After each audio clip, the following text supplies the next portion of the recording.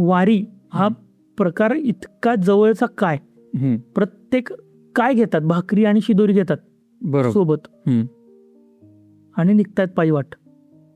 काय करतोय तो माणूस, किती गरीब असतो शेतकरी, काय असतं त्यांच्याकडे, तरी तो माणूस 20 दिवस चालायला जातो. बरोबर. का तर समाधान आहे मला ह्या वर्षाचं.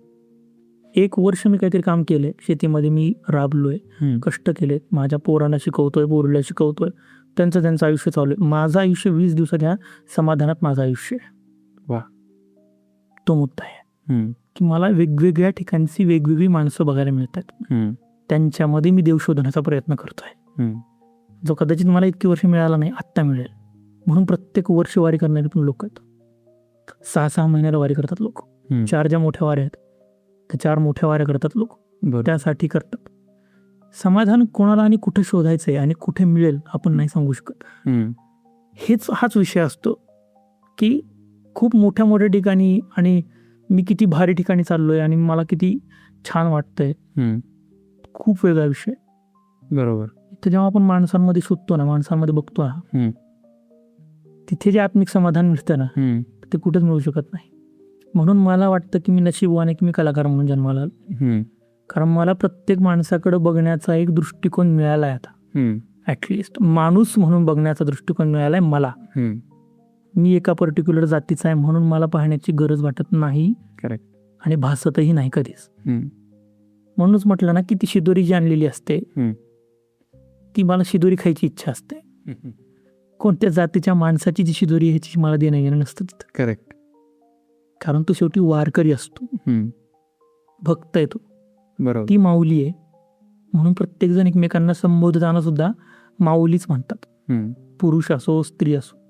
माऊली म्हणजे आई आहे. पांडुरंग बाप म्हणतो आपण, पांडुरंग माऊलीच म्हणतो आपण.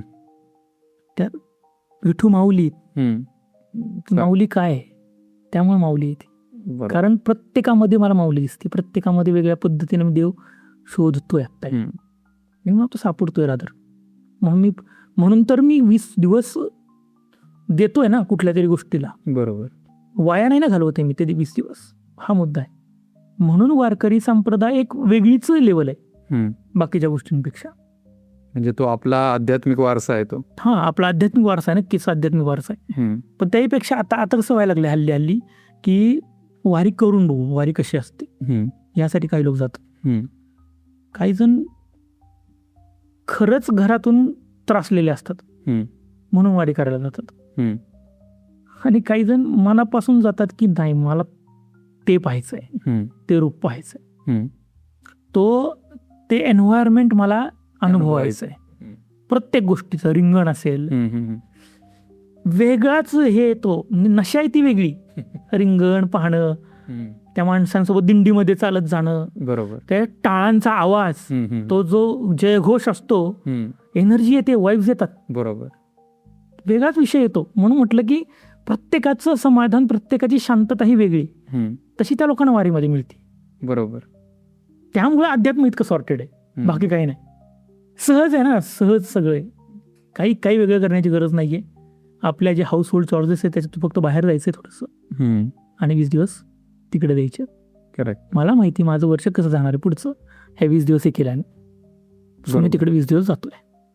हा फक्त मुद्दा आहे. नाही, बरोबर आहे. नाही, ते तो त्या पर्स्पेक्टिव्हनं बघितल्यानंतर खरंच म्हणजे वारीचं ते महत्त्व कळतं आपल्याला.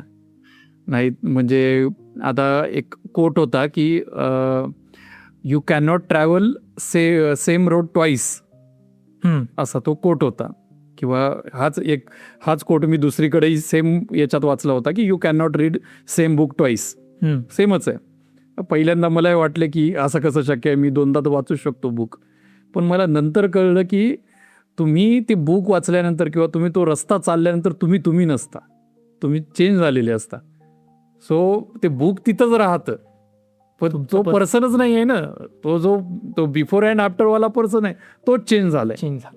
सो मला वाटतं की ती वारी म्हणजे काही तेच की तुम्ही तिथे गेल्यानंतर तुम्ही काही ना काहीतरी, किंवा म्हणजे सगळे म्हणतात की जाऊन विठ्ठल भेटणार आहे किंवा पंढरपूर, ते डेस्टिनेशन आहे एक, की त्याला कुठेतरी म्हणजे प्रवास आहे तर त्याला सुरुवात आहे तर अंतही आहे. पण सगळा जो त्याचा काय बोलतो एक मजा आहे त्या गोष्टींची, ती त्या चालण्यामध्ये, ती त्या वारीमध्ये आहे. आणि जे काही तुम्हाला ती काही स्क्रिप्टेड नाहीये की इथं गेल्यानंतर मला ही गोष्ट मिळणार आहे. म्हणजे ते मध्यंतरी ते काय पोकेमॅन कुठला गो पोकेमॅन जसा काही गेम आला होता की इथं तुमचं पोकेमॅन आहे, ते चालत जायचं, ते बघायचं. ते तसं काही नाहीये की इथं तुमचा आनंद ठेवलेला आहे, इथं तुमचं सुख आहे, असं काही नाहीये. ते तुम्हाला अनुभवत जायचं आहे. सो त्या अंगाने मला ते जरा वारी विशेष वाटते. म्हणजे आणि तो मुळात आपल्या महाराष्ट्राला तो वारसा आहे. तर तुम्हाला वाटतंय म्हणजे की आता अध्यात्म सॉर्टेड आहे? सॉर्टेड आहे, भरपूर सॉर्टेड आहे. माझ्यासाठी महत्वाचं आहे. हा, म्हणजे मी फार कॉम्प्लिकेटेड काहीतरी हे करत होतो की एक्सपेक्ट करत होतो की काहीतरी असेल बाबा की नाही तुम्हाला चिंतनच करावं लागणार आहे, काहीतरी मननच करावं तो लागणार पण भाग आहेच आहे. हा, पण तो परत वैयक्तिक येतो. कुठे मिळतंय? हा, चिंतनातून पण मिळतं लोकांना, नाही असं नाहीच आहे. हा, म्हणजे मुळात मुळात म्हणून आहे, ध्यानधारणा आहेच आहे. हा, मुळात त्याचा अर्थच एवढा सॉर्टेड केलाय की तुम्ही शांत होणं इज इक्वल टू अध्यात्म आहे. मग तो शांत होण्याचा ज्याचा त्याचा मार्ग वेगळा राहू शकणार आहे.